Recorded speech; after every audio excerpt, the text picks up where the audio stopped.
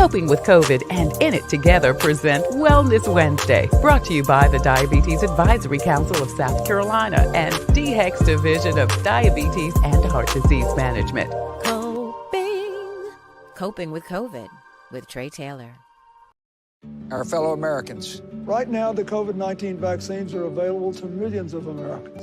And soon, they will be available to everyone. The science is clear. These vaccines will protect you and those you love from this dangerous and deadly disease. They could save your life. So we urge you to get vaccinated when it's available to you. That's the first step to ending the pandemic and moving our country forward. It's up to you.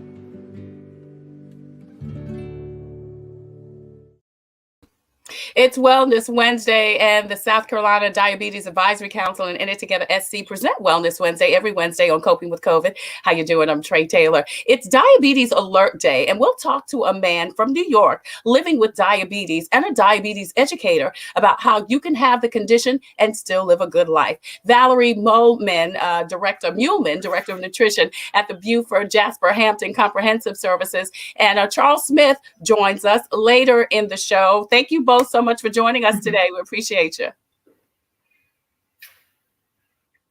But the third highest ranking Democrat in the House of Representatives, Congressman Jim Clyburn, talks about the COVID initiative and health disparities in South Carolina. Congressman Clyburn, thank you so much for joining us today. Well, thank you very much for having me. Absolutely. We're going to come right back with Congressman Clyburn coming up next on Coping with COVID. But first, your COVID community updates. Millions of Americans will receive their third stimulus check today. The IRS says people should look in the mail for a check or debit card in an envelope from the U.S. Treasury. And if the IRS has your banking account information, check your bank account. Also, a vaccine clinic for frontline workers in the hospitality industry will be held this Friday at the Columbia Convention Center. The South Carolina Restaurant and Lodging Association is hosting the event from noon until 4. And in addition to the hospitality workers, those in Phase 1A and 1B are also eligible to attend. For info and to complete a form, visit scrla.org/vaccine. That information is also on the screen. And Regal Cinemas will open their theaters next month following the lead of AMC, which reopened last week. The company will open some locations April 2nd and more by April 16th. COVID guidelines will be in place with guests required to wear masks at all times within each of the theater locations. For the most up-to-date listings of times, dates, and locations for COVID vaccines, testing, and more information, visit scdhec.gov, or you can go to gogettested.com if you want a COVID appointment to get tested, locations, and results in 48 hours. The DHEC Care Line is also open and available for you to get information on testing, vaccines, organizing a COVID screening in your event or neighborhood, transportation to get a test, and the COVID vaccine. Now, speaking of transportation, if you live in Richland or Clarendon counties, paramedics there are offering in-person COVID screening. Visit 911, call 911 for more information. COVID vaccines are being held throughout South Carolina, just a couple of places. Lexington Medical Center is having COVID vaccinations. Also, veterans at the VA is handling all COVID vaccinations for all veterans throughout the state, regardless of age. Now, Kroger pharmacies are also offering vaccinations. Check the screen for details. And CVS pharmacies are also offering COVID vaccinations. Now, the CVS pharmacies that are located in Target stores, they have also started those COVID vaccinations. You can go to cvs.com for more information.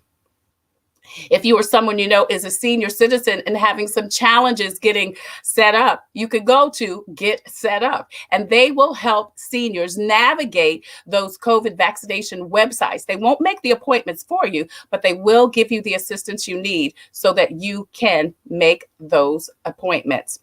Don't miss your shot. Free rides to get your vaccination from the Comet. We're so glad to have Comet on board as an additional sponsor with Coping with COVID. And you can catch the Comet to get a vaccine, and you do not have to pay for your transportation. Don't miss your shot, courtesy of the Comet bus system. As I said earlier, the Hospitality Association is giving anyone in the hospitality industry a open house for you to get your COVID vaccine. That's happening this Friday from noon until 4 at the Columbia Convention Center. The NAACP Housing Assistance Program is open for landlords, mortgage companies, and tenants. If you need information, check the screen for more information. And the South Carolina Bar Association and SC Legal Services have collaborated on a toll-free number and website for rental and mortgage help. Again, if you need it, they can help you get the information that you need. The City of Columbia continues their 6-month payment plan for water bills and payment assistance up to 75% off. And Rashonda Pratt continues with her YouTube channel. Go to her YouTube channel and hit the subscribe button if you need information and help and tips and assistance for online working and online schooling. Open enrollment is on the case until May 15th. We spoke with Rosalind Goodwin with the Hospital Association. She gave us this information. You see it on the screen. You do have an opportunity to get health care, and you've got it until May 15th. Also, Rapid Reliable has several job openings. You can go to the website on the screen for more information. And it's Women's History Month. Coming up, we'll have our Women's History Month salute, but the WNBA has a beautiful Women's History Month t-shirt, and proceeds benefit the National Council of Negro Women. Finally, Black Lives Matter has been allocated $3 million for African Americans in need due to the pandemic. They are making concessions for transgender community, those who are also single parents and guardians. So again, you see the information on the screen, and that information will actually be scrolling throughout the show at the bottom of the screen if you need that information.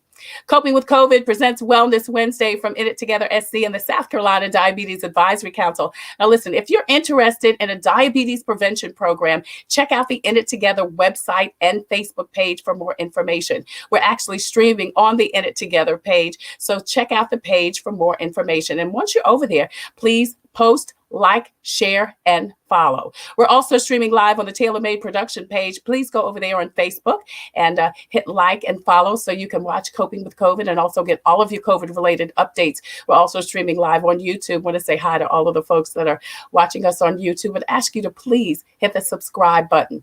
We also have a presence on IG and Twitter. Don't forget to like, share, and follow.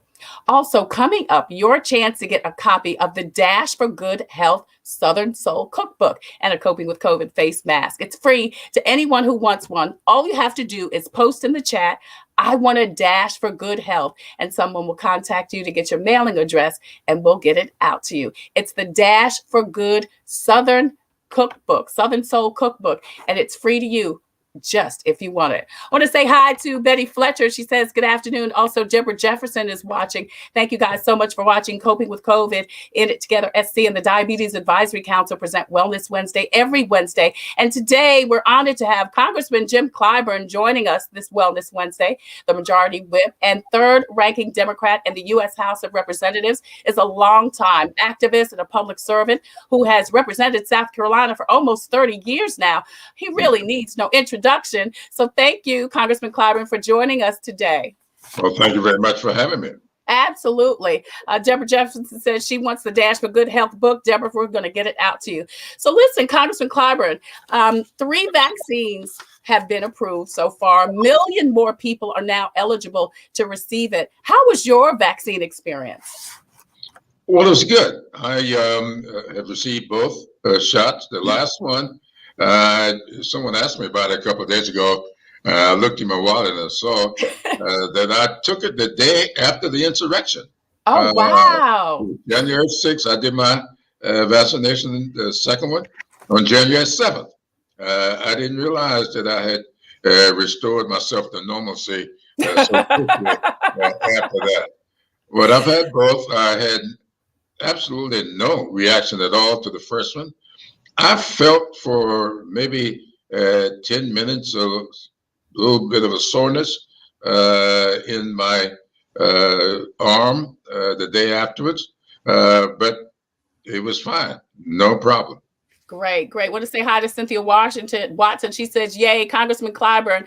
Juliet Green says, a great evening. We're going to get that Dash cookbook out to you. So Congressman Clyburn, Black and brown people, as you know, are the lowest demographic getting the vaccine now. A lot due to accessibility, some due to hesitancy in the community. What's being done in our state in South Carolina to address this? Well, we're doing everything we possibly can. I've been working very closely with the governor's office. Governor McMaster and I have been in collaboration on this issue. We've been working very closely on two big issues now. One has been broadband, and the other has been this. We started out with testing, and he agreed to do mobile units early on in the process.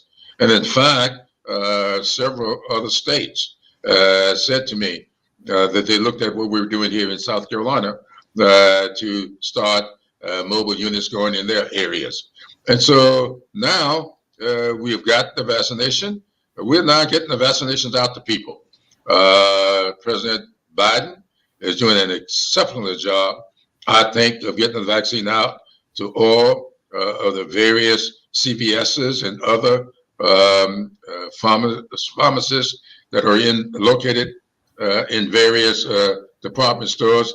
But he's doing something else too, and that is he is making the vaccine available to the federally qualified community health centers all over. And we have them throughout South Carolina. It was something we urged him to do when the leadership of the House, Democrats in the House anyway, met with him at the White House. And it was on a Friday. On that Tuesday, he went to work getting these vaccines out.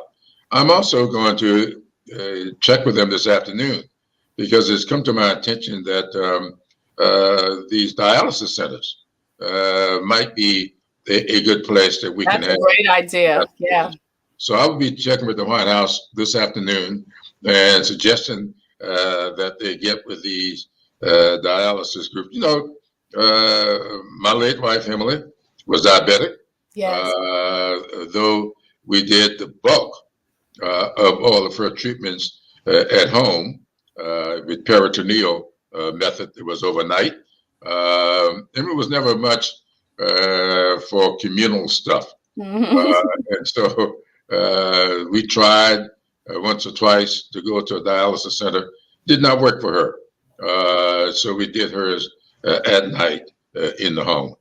Right. I'm going to ask you a little bit about Miss Emily a little bit later on. Cynthia Watson says President Biden and his administration should be commended on the vaccine effort. And they've done amazing. And he said, you know, he wanted to, you know, attack it immediately. And, you know, in his first 100 days, he wanted, you know, a certain number of people to be vaccinated by April. And it looks like it's on track for that to happen. Oh, he did it. It was 100 million vaccination in her first 100 days. He reached that within 60 days. And he has now set another goal of trying to get to 200 million by the end of his 100 days. I think he's going to meet that goal as well. In It Together SC and the South Carolina Diabetes Advisory Council present Wellness Wednesday every Wednesday right here on Coping with COVID. We're talking to Congressman Jim Clyburn. Congressman Clyburn, President Biden has allocated $160 billion set aside for nationwide vaccine program. Are those funds also targeting messaging? I know you talked a little bit about distribution, but what about messaging, particularly in those rural areas? Yes, we need to do more with that. And part of that, I think, is to work through established entities in these communities. It may be churches in some instances, community centers in other instances. You know, I was born and raised in the parsonage, so I have nothing against that. I'm a member of Morris Brown AME Church down there in Charleston. But the fact of the matter is, we've got to go to other entities outside of the church. Yeah. The church is great, and I want to do what we can with the church. But I know a lot of people don't show up at church. That's right. And it doesn't look like we're going to get out Easter to go and wear our, you know, our little outfit. That's exactly right.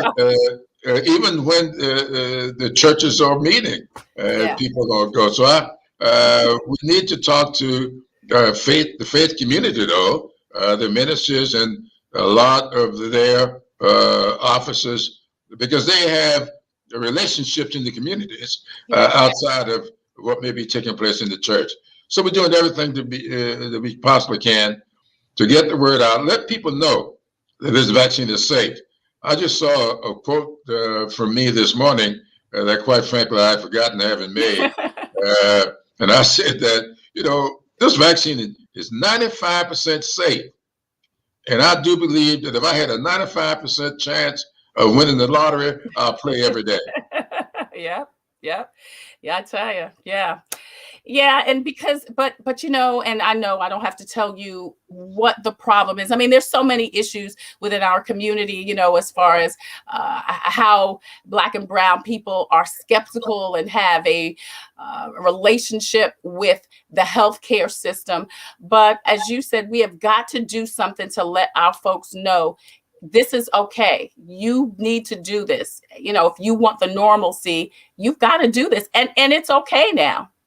Yes, but we got to get people. No, we know the history. Yeah. I know all about the Tuskegee Yes. experiment. I know other situations that we've had in the Black community when it comes to medicine and the practice of medicine.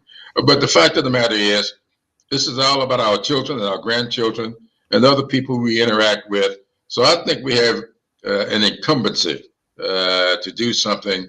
And one of those things to me is to take the vaccine. I could not wait until my number came up so I could get it done, and I did it right away.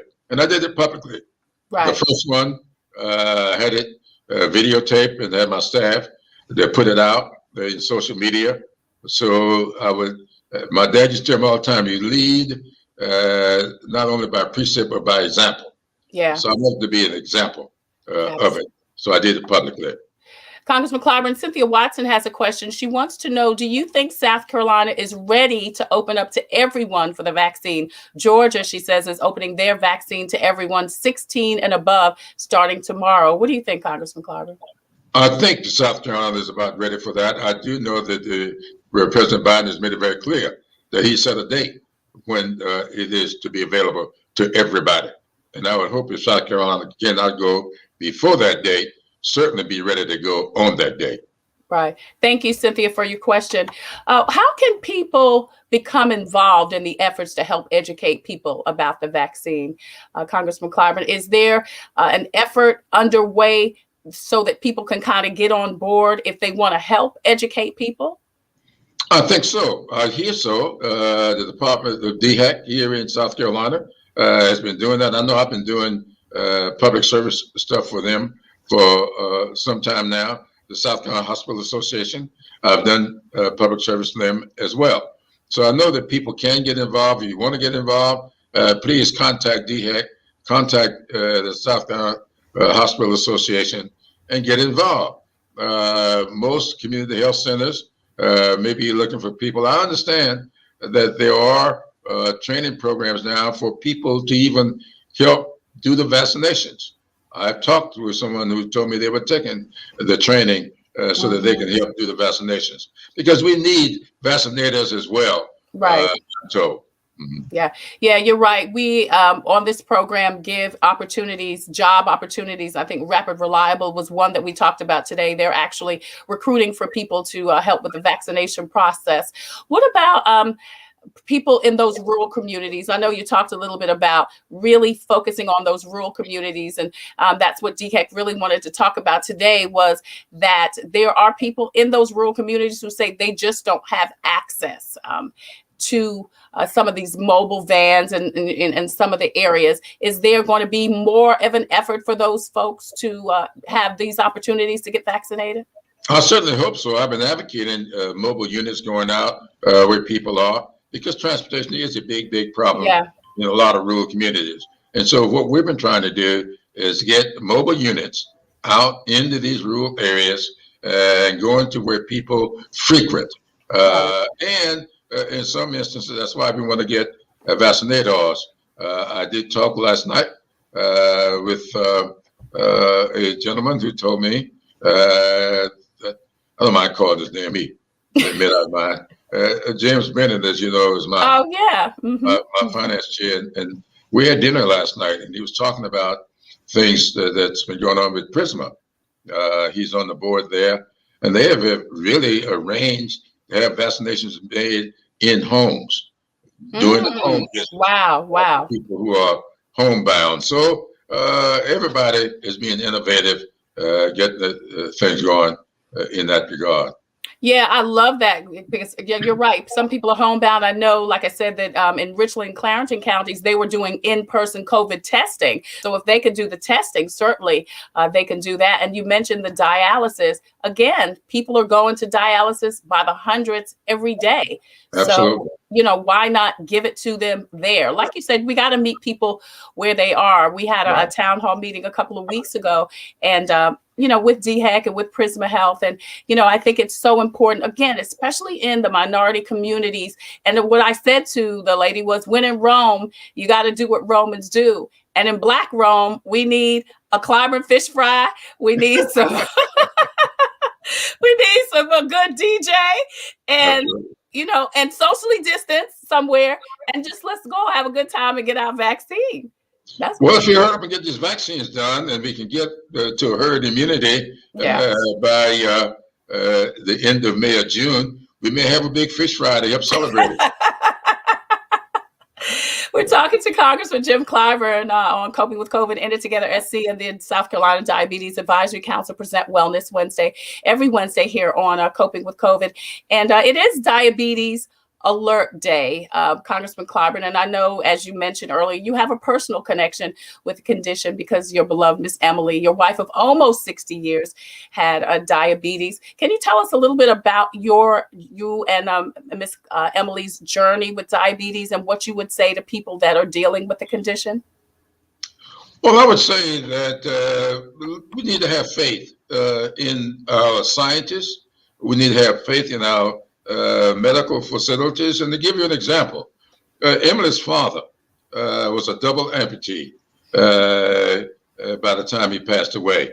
And what was so interesting about that, we remember him complaining about arthritis and that kind of stuff because of the pain he had in his legs. What none of us knew at the time was the fact that that was not arthritis. That was the onset of diabetes. Wow. And we need for people to be educated about all of this. I now have a granddaughter who is in medical school down at the Medical University of South Carolina. And she got very aware of diabetes because of her experiences with her grandmother. And so we want people to be aware of that. Now, because we became aware with her father, we got involved. I worked very closely with Senator Fitzhollins to get mobile units to go all over South Carolina, especially in the Low Country, doing testing for diabetes. We started doing that, and we saw amputation rates in South Carolina drop dramatically. Wow. Now, with that education, we were able, when Emily started complaining, we knew right away that's not arthritis. Right. That was the onset of diabetes. We went to work right away. And when she passed away, she reached the age of 80, a little bit older than her father was. And she had all her limbs. Now, a lot of other things happened. Heart disease. She had 5 vessel bypass surgery, total kidney failure, but was able to live a pretty productive life with all of her limbs because we became educated about the disease. We worked on doing the kind of things we need to do to maintain a significant quality of life, which she maintained right up until the last few weeks. Yeah. Well, South Carolina has such a high percentage of people, particularly people of color, who have health challenges, disparities. This initiative, In It Together SC and the Diabetes Advisory Council, is one of those programs that informs, educates, and assists those who have diabetes and or pre-diabetes manage the condition. What do you think, what other things can be done for folks who have health challenges in South Carolina just to help, again, inform, educate, and assist them in their conditions? Well, I think we have to be really stay aware of all these things. I've been talking about Emily, but I too take medication for what they call pre-diabetes, which could become onset were if not for the medications that I take. But I try to follow those instructions as much as I possibly can. I'm getting ready to do my second cataract surgery this coming Monday. And so I say to people, look, we've got one of the best, maybe the best healthcare system in the world. Mm-hmm. What we've got to do is to develop the best healthcare delivery system in the world.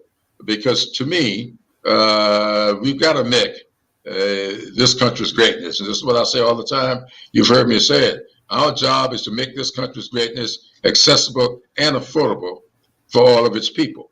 And so that's what we need to do with diabetes awareness. We do have effective ways to stave off diabetes. We have effective treatment for diabetes. But the question is making it accessible to everybody and making it affordable for everybody. Right. Yeah. That's what our job is.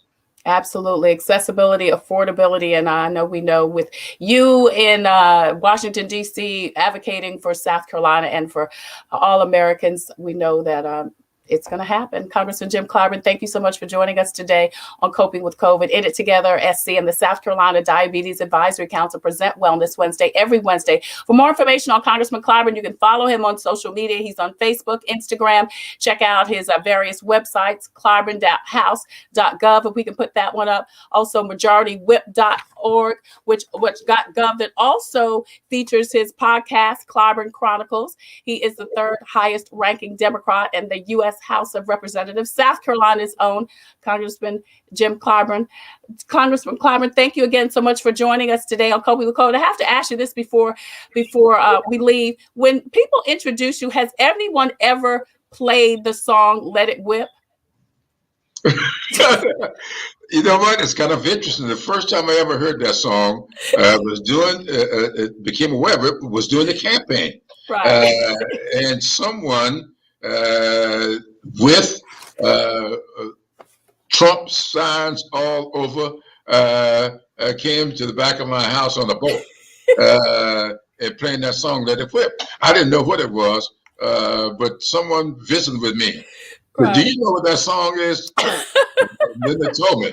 But that was a person with a big Trump sign on their boat. So I don't think he's being complimentary at all with this.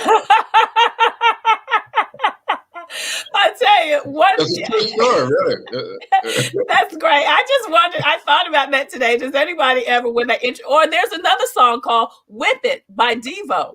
So I've heard of Whip It, but I'm not too sure I want that song associated with me. Congressman Clyburn, thank you again so much for joining us today on Coping with COVID. Coming up, more on this Diabetes Alert Day from a man living with diabetes and Valerie Muehleman, Director of Nutrition at the Beaufort-Jasper-Hampton Comprehensive Services, next on Coping with COVID. Hey, don't forget, get your free copy of the Dash for Good Health Southern Soul Cookbook and a Coping with COVID face mask. It's free to anyone who wants it. All you have to do is post in the chat, I want a Dash for Good Health cookbook, and someone will contact you to get your mailing address and we'll get it out to you. I'm Trey Taylor. We'll come right back with more on Coping with COVID.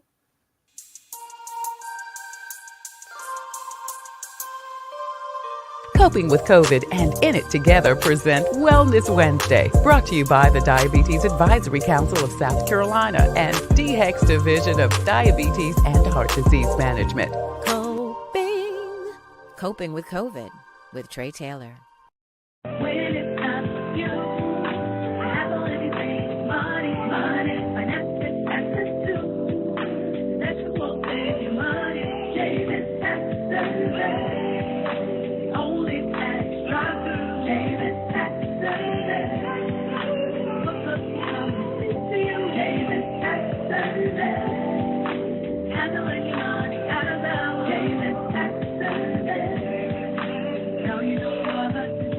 Visit Davis Tax Service today, 803-419-1001.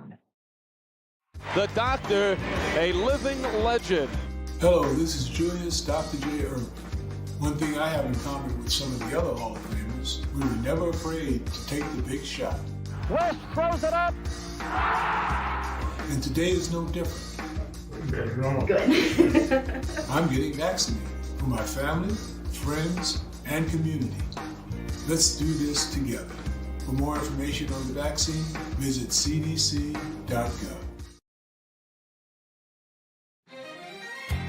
Coping with COVID celebrates Women's History Month.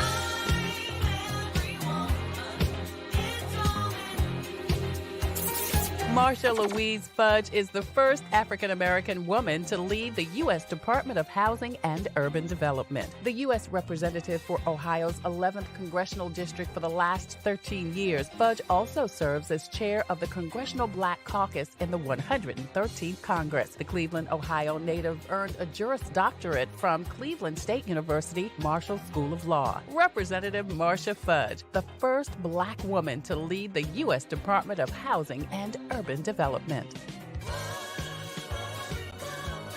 Celebrating every woman. It's a Women's History Month celebration on Coping with COVID from Tailor Made Productions. The South Carolina Diabetes Advisory Council and In It Together SC present Wellness Wednesday every Wednesday on Coping with COVID. Thank you for joining us again. I'm Trey Taylor. Hey, don't forget to post and share this information out so we can get the message to the masses. We are streaming live on the Tailor Made Production page on Facebook and also the In It Together Facebook page. Coming up, more on this Diabetes Alert Day. Don't forget to post, share, and like this broadcast. Don't forget also that we want to help you dash for good health. And we've got a copy of the Dash for Good Health Southern Soul Cookbook and a Coping with COVID face mask free to anyone who wants it. Just post in the chat, I want a Dash for Good Health cookbook, and someone will contact you to get your mailing address and we'll get it out to you. It is Diabetes Alert Day, and Valerie Muehleman, Director of Nutrition at the Beaufort-Jasper-Hampton Comprehensive Services, that's a mouthful, Valerie, joins us Yes. along with Charles Smith. He is living with diabetes, and full disclosure, Charles Smith is my brother. So, hi, Chucky. Hi, Chris. How are you? I'm good, sweetie. Thank you for having me. Thank you for coming on. This is Valerie Muehleman. Dr. Muehleman. Hi. Listen, Hi. I wanted you to come on, Chuck, because you have diabetes. And, we're talking today about people who are actually living with diabetes. That's a picture of me and my brother there several years ago. And so, Chucky, listen, I'll just tell everybody, I was telling Valerie, every other generation of women in our family have diabetes. So it should have hit me, but it hit you. Yeah. So I was ducking. I ducked it. So tell me, Chucky, how did you learn you had diabetes? Well, my before I get to how I learned, my first experience with diabetes was actually when our dad passed away. Oh. And we weren't able to go to the funeral.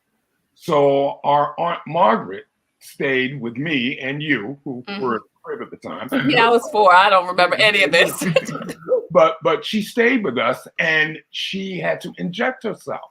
In her wow. bag with insulin. And that was the first time I was really exposed to it. And I was like, what are you doing, Aunt Margaret? She says, well, I have this disease, darling, and I have to inject myself with this thing.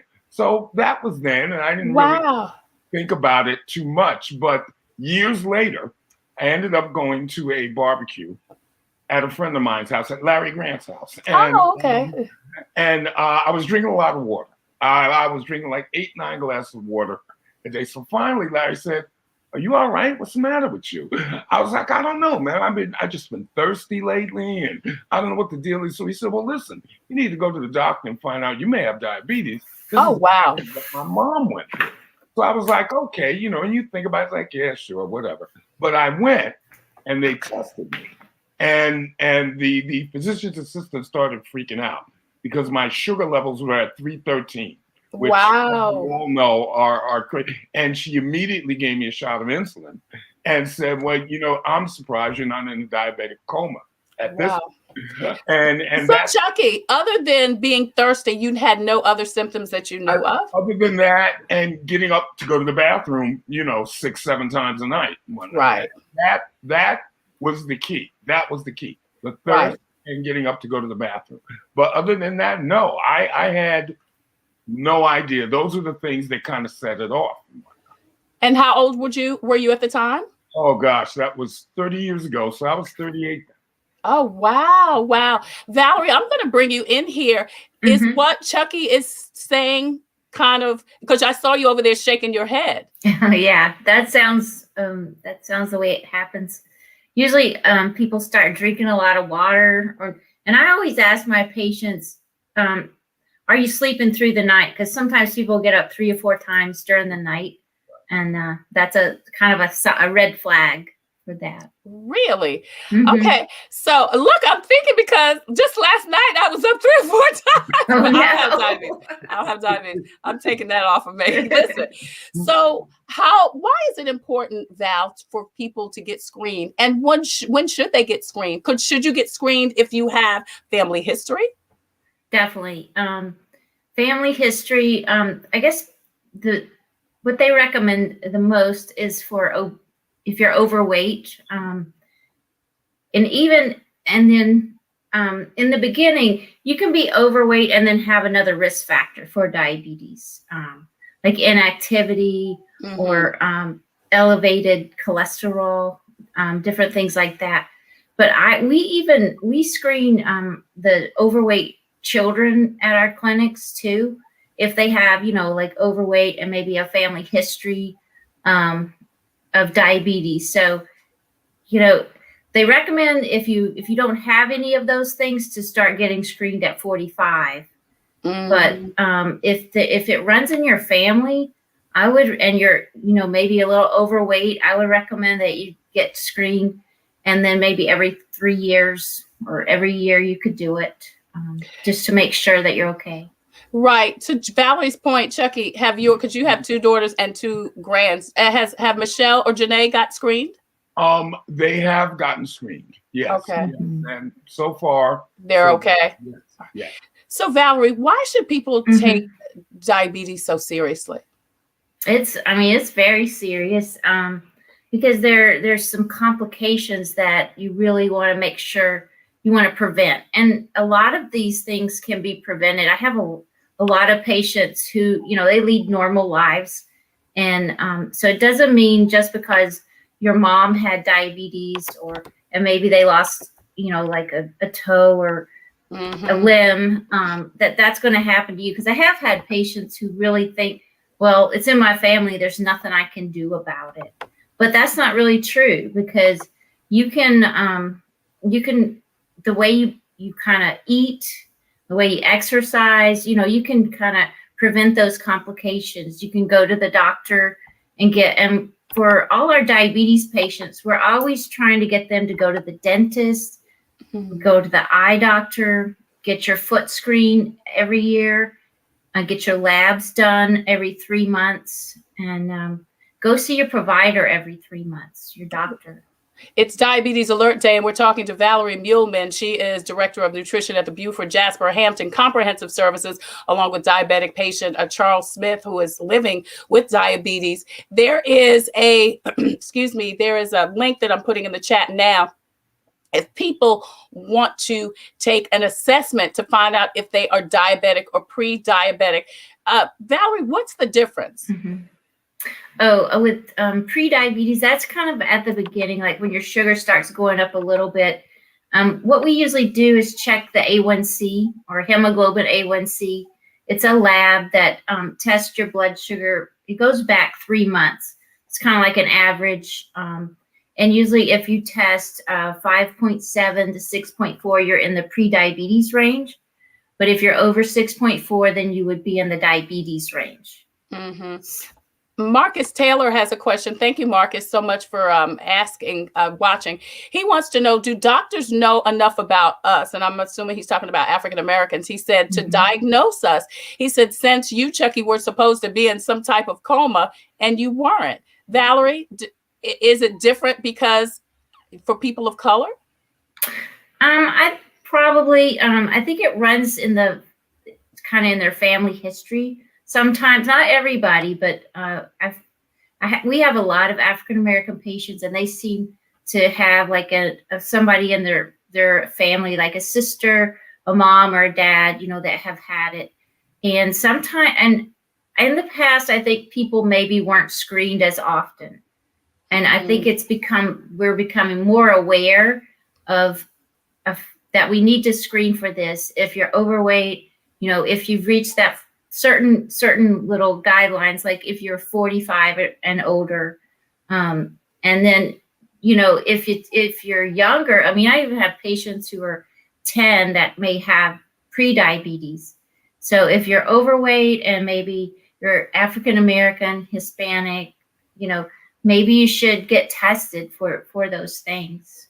Right. Daniel Leck says, very valuable information. Thank you guys so much for joining us on Coping with COVID. It's Diabetes Alert Day. We're talking with Valerie Muehleman, Director of Nutrition at the Beaufort-Jasper-Hampton Comprehensive Services. Also, my brother is on the show.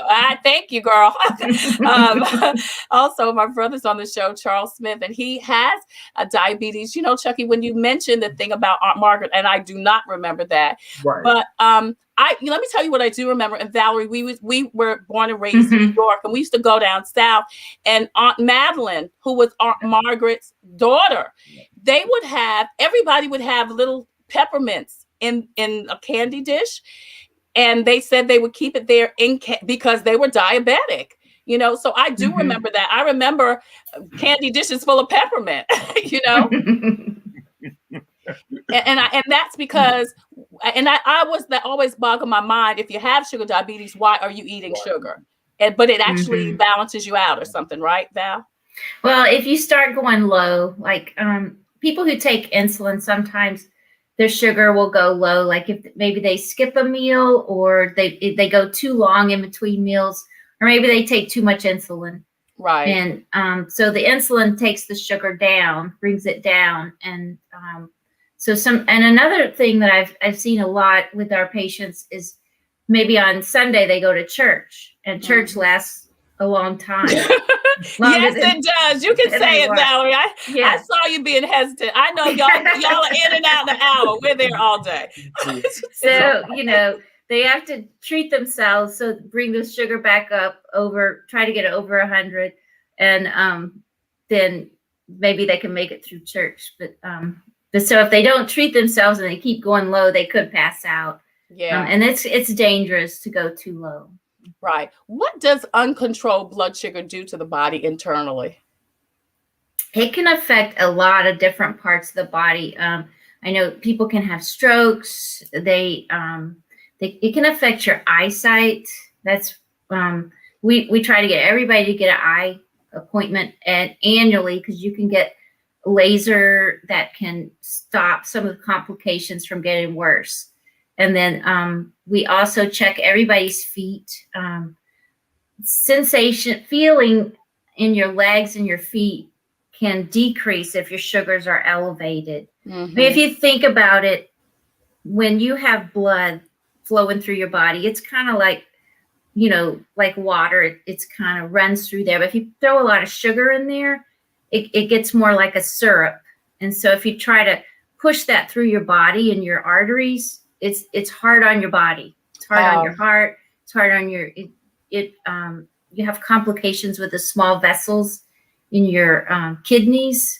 That's another problem with some people. We start noticing problems with the kidneys, and we try to adjust that before they have to go to dialysis. Right. Chuck, have you had any problems with your kidneys or your eyesight because of the diabetes? I have. I just heard Congressman Clyburn say he's getting ready to have cataract surgery. Yes. I had cataract surgery about 6 or 7 months ago. I was, Kidneys, no, not really. It's been good. I did have a problem with my kidney, but that was something else, not diabetes. Right. But Yeah. no, my problem was, and I think it might be with a lot of other people too, is denial. You first find out about it and you say, yeah, okay, fine, I'm going to do this and I'm going to do that. And then you don't think about it anymore. You're like, no, I can't, because you know me. Glazed donuts, and that was my thing. Yeah. Well, we grew up with a mama who made a cake every week. Exactly. So it was denial that did this to me. And until I finally, my doctor sat me down, God bless her, Dr. Jolly. She sat me down and basically just said, okay, are we going to stop fooling around now? Are we going to do this? Or are we going to wait until you start losing toes and fingers and stuff like that? And I think that's what did it, after going through one medication, which was working, but really wasn't working, and then getting on another one, you have to have a combination of the medication and your diet. It is very important to cut out the white bread, to cut out the fried foods, to cut out the sweets and whatnot. You can do it, you just can't do it like you did it before. You have to do it in a little moderation, maybe once a week or something like that. If you can do that and exercise, then that's a good way to control it. That's, to me, that's what I've been doing. Yeah, I'm going to ask you a little bit about that, Chuck. We actually have a question about, how you control your diet, but I wanted to ask you that. But first, I want to ask you, Valerie, I know that you are a proponent and work with a lot of the diabetes prevention programs. Why do you suggest getting into a program as opposed to just trying to deal with it yourself? I think it's always helpful to have support. I mean, when you're in these, the NDPP, the National Diabetes Prevention Program, is a 12-month class, and it's for people who are pre-diabetic. And so when you get into the class, one of the goals is to lose 5 to 7% of your body weight, and then also to increase your exercise to about 150 minutes a week. And but then you have all these other people that are in the class with you, so it really gives you support. You're not alone. It really helps. You can bounce ideas off the class, or maybe you pick up something from something somebody else says in the class. I've done a few. I usually facilitate a class every year, and we've been doing it since 2013. So we've done a few, and you just kind of get to feel kind of like a little family, it's a lot like some fellowship, and we support each other. And but people really do improve, and that's what I've seen. Like the A1Cs, they come down, the weight comes down, and people tell me, I never thought about having a green vegetable every time I ate. It's like I gotta have my veggies, but not everybody thinks like that. But so you pick up some really good habits, and you don't even realize that you're picking up these healthy habits, the way you eat or where you're doing these things, but it just kind of rubs off on you, and you keep them because you've been going through it for a whole year, and it's not just like a few weeks. It really does change your life. Yeah. Chuck, did you go into any programs or anything like that? Did they suggest that for you? I did, yes. When I first got diagnosed, I went to a program, talked to several people. We met every week.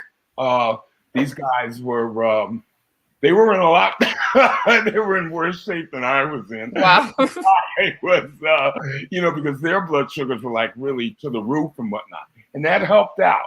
And that's when I went through the denial period. And after I sat down and I talked with my doctor, I was like, okay, let me, it's time to get serious. So that's what it is. It's a combination of the diet that you eat, what you eat, exercise, all right, and being aware, and medication if it's gotten to the point. Now, thank goodness I'm not on insulin. I am taking something, Trulicity, which is helping a great deal. So, that's, to me, that's what it is. You have to be aware, and people have to be aware. You can't just blow it off and say it's going to go away. It's Yeah. not going to go away. It's just going to start getting worse unless you could do something about it. This is something that can be dealt with. You know, I've had it for 30 years. I have dealt with it. So, you know, as long as you keep yourself healthy, eat the right foods, exercise on a daily basis, you know, and if you're like my family, get on your back every time you try to do something, then, you know, you'll be fine. You'll be fine. Right. There's a picture there of Chuck and his wife and Chuck and his grandson. That's a very young picture because that boy is bigger than Chucky is now. But I'm glad you mentioned the food piece, Chuck, because I want to talk about that. And Valerie, I want to bring you in here, please, because people have a strong, almost intimate connection with food. You know, it's connected to all occasions, good and bad, weddings and funerals, you know, so it's a challenge to get people to change their eating habits. Can you share how people with diabetes can still live a healthy and satisfying life and still, you know, monitor or modify their eating habits?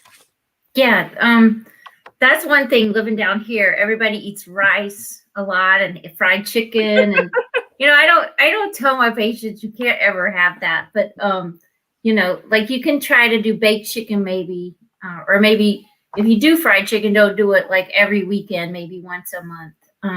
So it's not, you can make all foods fit. That's what the American Diet Academy now, I guess is what we call it. All foods fit, but you have to balance them. So one thing I always recommend, if you're going to drink something, you know, try to drink something that's sugar-free and try to stay away from the sugar drinks, because it's really, really hard to control your sugar if you're drinking a lot of sweet tea and things like that. Some people still want the sweet tea. Try to get them to get a small portion if you can, and not do it every day. Not as often, but you know, we can fit rice in there occasionally. The portion size may be smaller than what some people want, but you know, if you can kind of learn how to carb count, you can kind of manage your blood sugar. I mean, if you want to get that far, most pre-diabetes patients, I don't recommend carb counting, but if anybody wants to, they can. But portion sizes, usually trying to keep it to 1 or 2 starches to a meal, and then you can add in a fruit, or if you wanted to carb count 45 to 60 per meal, if you want to get more advanced in the carb counting. Chucky, how has it been for you? I mean, you live in a house, you know, it's you and your wife, Sharon, and then it's 2 children and 2 grandchildren and a dog and a partridge in a pear tree, I might add. But how has it been? And all of them cook, you know, y'all are eaters, y'all are cookers. So how has that been modifying your eating habits with a full house? You have to change it up just a little. You have to, one, be ready to compromise, and 2, just change it up a little, make it a little different. I love fried chicken. You have to get an air fryer. We got an air fryer. That worked, right? Excuse me. And thank goodness my family, God bless them, has been right there with me, helping me out. You know, you can't do this, Papa. You can't do that. Right, I know. And, you know, and sometimes it annoys me, but I go along with it because I know they're looking out for my health and welfare. And that's what it is. You just have to change what you do a little bit. You know, as I said, air fry the chicken, all right? Bake it, okay? You know, don't have that much rice. Make sure you have a fruit, or, you know, in the morning and whatnot, not necessarily, you know, the eggs and the hamburgers and the hash browns, not just, you know, have some fruit, or, you know, some whole grain cereal and whatnot. You'd be surprised at how much you like that, and you will get used to it. I didn't think I would, but I do. Right. So this helps a great deal in controlling my diabetes. Yeah, Danielle Lake says it's about accountability. Thank you, Danielle. She also says, thank you, Chuck, for sharing your story in a humorous way. F. Maxine Moses, your sister-in-law, says y'all do it because we love you. Charles Smith is my brother, and he is here on Coping with COVID. We're also talking to Valerie Muehleman, Director of Nutrition at the Beaufort-Jasper-Hampton Comprehensive Services.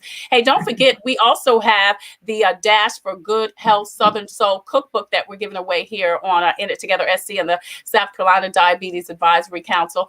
If you just put in the chat that you want to dash for good health, we'll get your address and send you that book absolutely free. It has amazing recipes in it so that you can get on the track to eat good, eat tasty food, and still have good health. Hey, Valerie, anything else that you want to add for folks? We do have the risk. If you want to find out if you're at risk for diabetes, please check out the link. There's a link in the chat on all of the pages that we are streaming live to. Just click on that link and find out if you are at risk of diabetes or pre-diabetes. Val?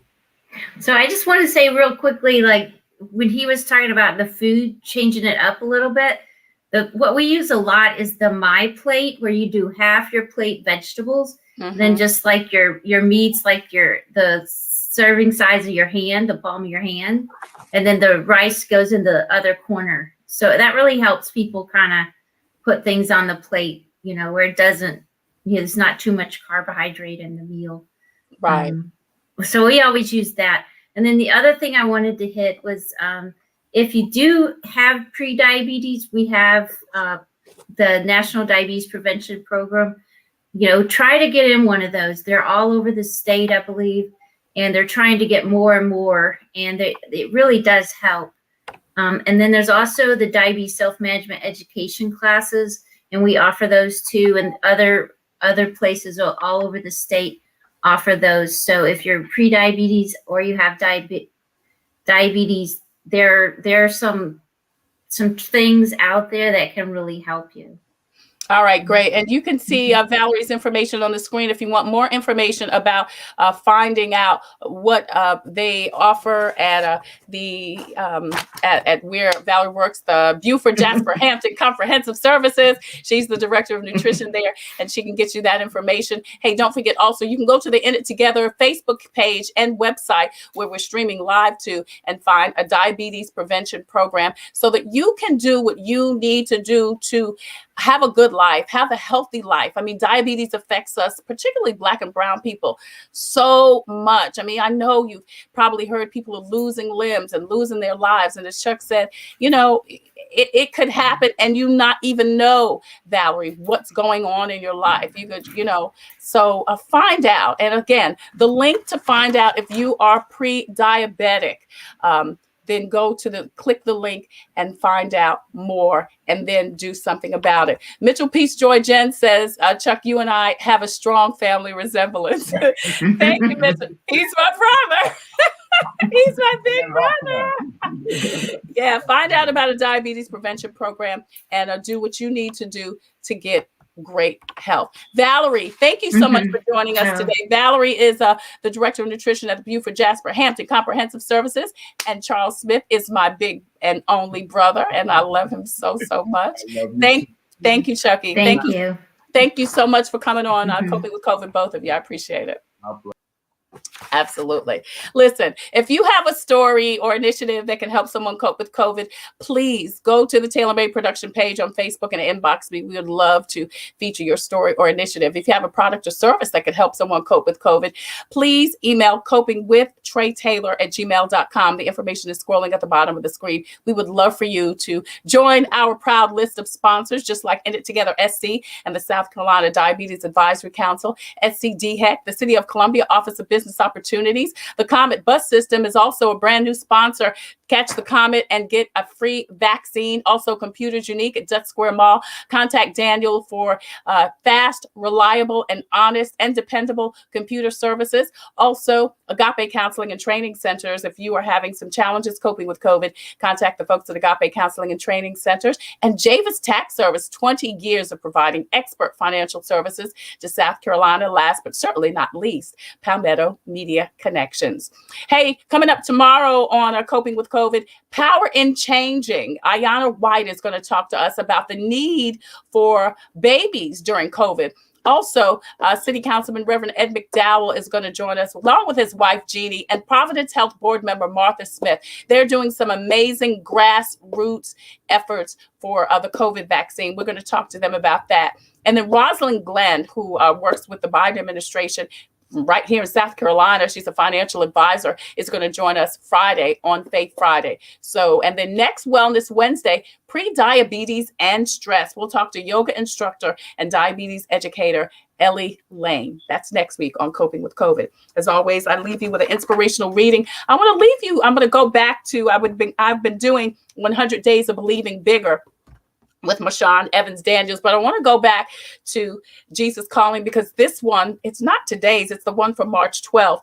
It just touched me. So it says, waiting, trusting, and hoping are intricately connected, like golden strands interwoven to form a strong chain. Trusting is the central strand because it's the response from you that the Lord desires the most. Waiting and hoping embellish the central strand and strengthen the chain that connects you to me, Jesus says. Waiting for me to work with your eyes on me is evident that you really do trust me. If you mouth the words, I trust you, while anxiously trying to make things go your way, your words ring hollow. Hoping is future directed, connecting you to your inheritance in heaven.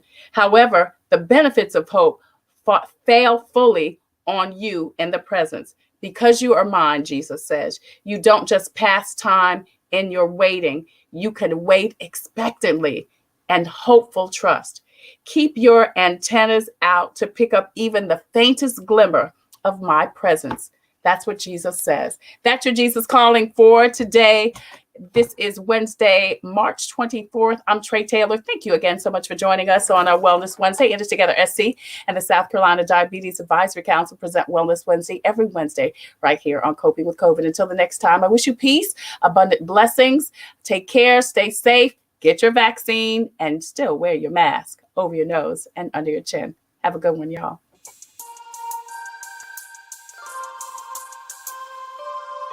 Coping with COVID and In It Together present Wellness Wednesday, brought to you by the Diabetes Advisory Council of South Carolina and DHEC's Division of Diabetes and Heart Disease Management. Coping with COVID with Trey Taylor.